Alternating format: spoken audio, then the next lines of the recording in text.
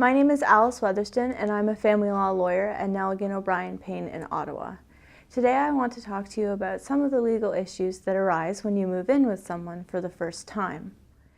When you move in with someone for the first time, you'll be very concerned about whether you're going to get along, and there's lots of stress that happens when you move, and you'll be very excited as well.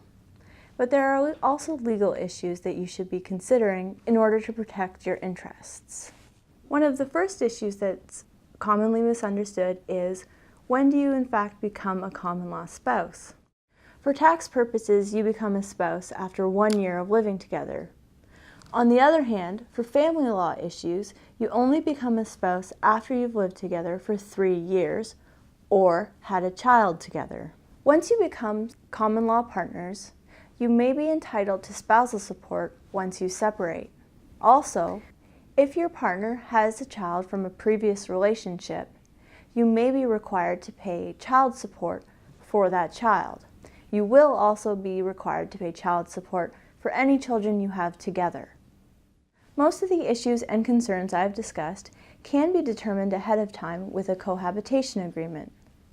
A cohabitation agreement is an agreement that you and your spouse enter into to determine the rights and obligations on the breakdown of the relationship.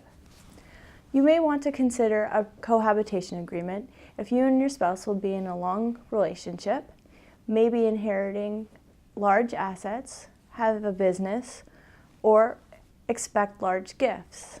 Further, if one spouse has a larger income and you're concerned about spousal support, you may want to consider a cohabitation agreement. You should only enter a cohabitation agreement with a lawyer, and each spouse needs their own lawyer.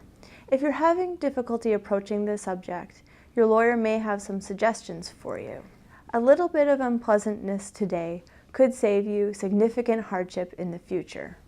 Thank you for your time, and I hope I've given you some useful information and you'll consider entering into a cohabitation agreement before moving in with your significant other.